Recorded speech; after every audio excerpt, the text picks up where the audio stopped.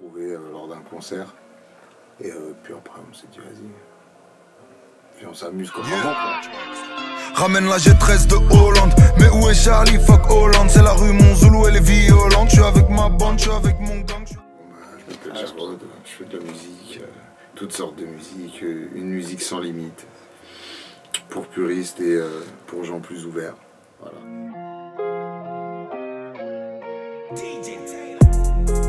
C'est les gens qui m'ont appelé comme ça. C'est Gims qui m'a donné ce nom-là parce que je sais pas, tout le monde disait que, parce qu'à l'époque je parlais plusieurs langues, je faisais toutes sortes de métiers, j'étais dans la rue, je fréquentais des gens différents.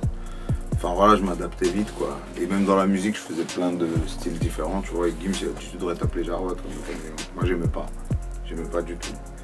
Et tout le monde a commencé à m'appeler comme ça. Donc par la force des choses, c'est devenu... Et mon ancien surnom, il s'est remplacé par Jarod. Donc à la fin, bah, je suis appelé Jarod. Tout simplement.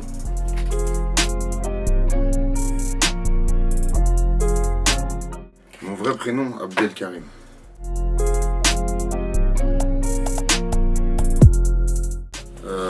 J'ai commencé la musique...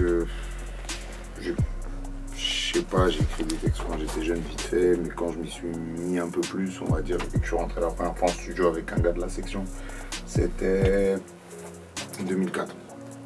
2004.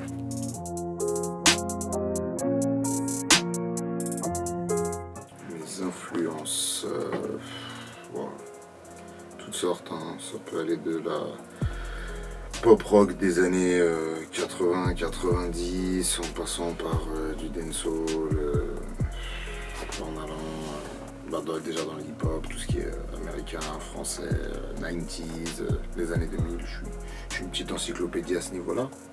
Et ouais, non, j'écoute de tout vraiment. En fait, il n'y a pas de... Ça peut être de la musique de manga, ça peut être toutes sortes de trucs quoi.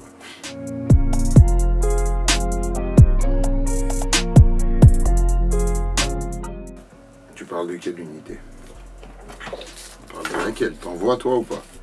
Ben je sais pas. Je sais pas si ça veut dire grand chose aujourd'hui, unité. Je pense que le terme communauté serait plus approprié. Mais je peux pas te dire, c'est trop... Enfin c'est trop abstrait pour moi. J'ai l'impression que les gens se regroupent de plus en plus par communauté, ce qui a du bon. Mais parfois ça a tendance à ostraciser un peu les autres.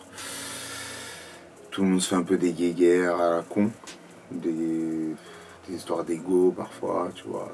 Dans l'industrie de la musique en tout cas c'est très fréquent. Tout le monde s'enorgueillit très vite en fait. Et pas seulement les artistes, hein. Je parle aussi des gens qui travaillent dans les labels, je parle aussi des médias. Tout le monde, j'ai l'impression un peu que tout le monde veut sa part du gâteau, tu vois. Tout le monde veut briller un peu à sa manière, tu vois. Donc moi, c'est ce que je vois. Il y a de très bonnes choses qui se passent. Et ça, c'est positif. Et enfin, nous, on sort sur cette vague un peu, tu vois. Après, il y a des trucs un peu moins cool, quoi. Mais bon, comme partout, en vrai.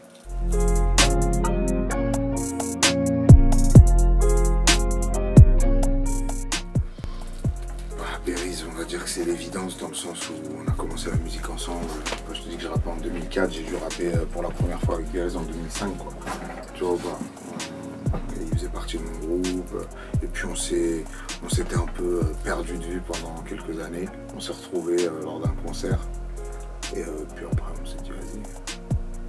Puis on s'amuse comme avant, quoi. Donc on est allé au studio, et donc j'ai plusieurs sons avec Berryz.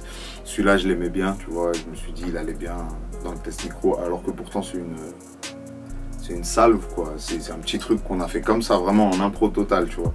Mais ça donnait bien, je trouve. En tout cas, moi, il y a pas longtemps j'ai fait le bilan, mais dans mes projets, les gens que j'ai invités, c'est que des artistes parisiens. Il n'y a que ça. C'est ouf, j'y pensais là il y a quelques temps.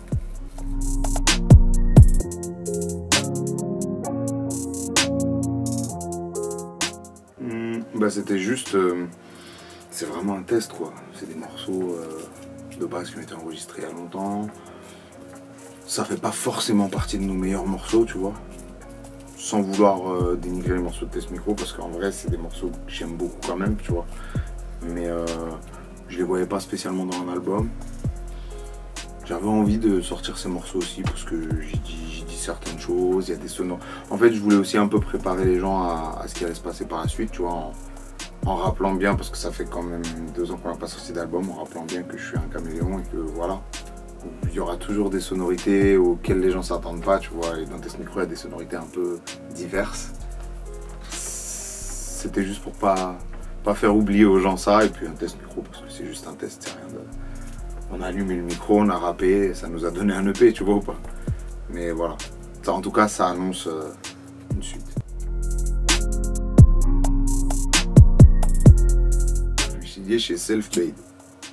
Self-Made, c'est le label qu'on a monté depuis quelques temps. Et Self-Made est en partenariat avec différentes maisons de disques en fait. Le prochain album sortira chez Pias. Certains titres actuels sortent chez Addictive Music. Et les anciens étaient... Enfin, il y a quelques temps, ça sortait chez Believe. Donc Self-Made, c'est une structure qui travaille avec les maisons de disques en fait. Et moi, je suis signé chez Self-Made.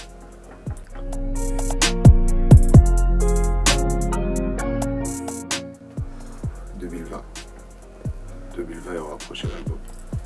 On est en train de finir le travail. Ça fait un moment qu'on est dessus et ça va être un truc assez conséquent.